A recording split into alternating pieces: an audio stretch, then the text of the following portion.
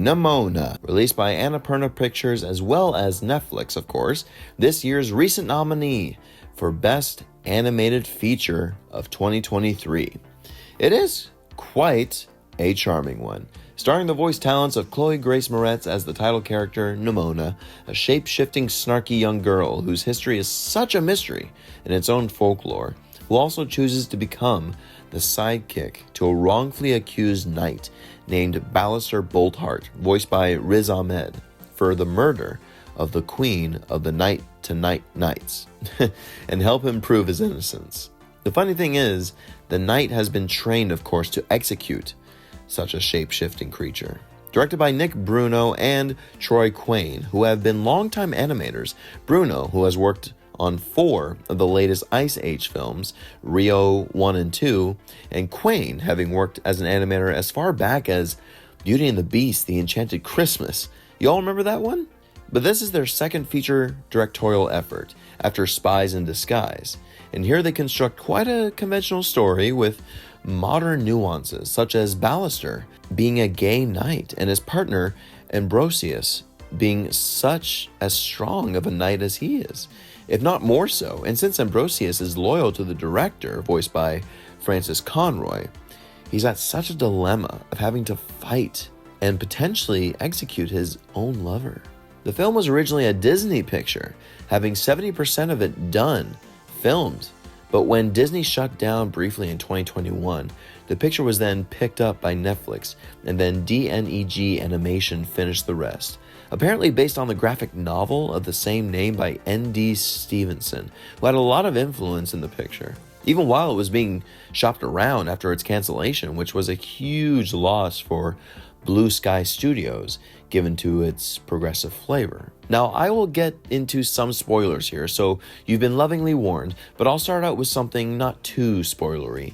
The action sequences are really well animated, which you would definitely expect. It moves pretty fast until it doesn't, really.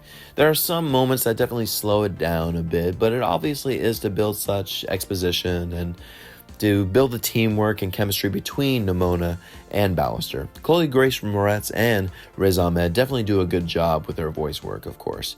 How could you expect any less? Okay, but here are some little spoilers.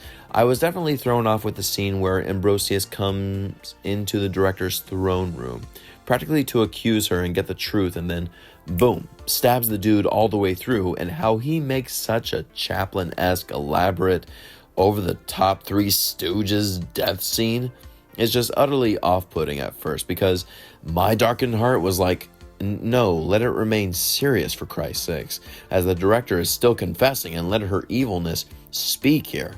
He's still spouting and milking the death, and I'm like, is this really necessary for this moment? But then, realizing it was Nimona, shape-shifting and entrapping the director. So, okay, yeah, I get it, but you figured you could have still stayed serious in that scene and not overdo it, let us in on the joke way too soon. You could have just shapeshift, and then we could have seen, oh no, he's not dead. It's actually Nimona. Because it annoyed me. It annoyed me. I do like the darker ending of Nimona, supposedly dying in the end, spoiler, self-sacrificing herself, of course, for the sake of the city. Thus, instead of her ending her life as a monster, she is a heroine. But then, is she really dead? I personally would just like for her to be gone, die a hero. But, of course, realizing it's a graphic novel and an animated film, who wouldn't like some sequels? And, oh, how lovely to see a gay couple kiss on screen in an animated film intended for kids. That's great progression. All in all, I give Nimona a B. Definitely above average. Animation, it's beautiful. Definitely deserved its Oscar nomination. Though, let's be honest. Let's be honest, folks. You all know Spider-Man Across the Spider-Verse is going to win Best Animated Feature. Make no mistake about that. However, if you're like me who wants to catch most, if not all, the Oscar nominees in every category, catch it on Netflix. By all means, let me know if you have seen it, folks. Nimona, like, comment, share with all your friends, and in the meantime, my friends, go out and support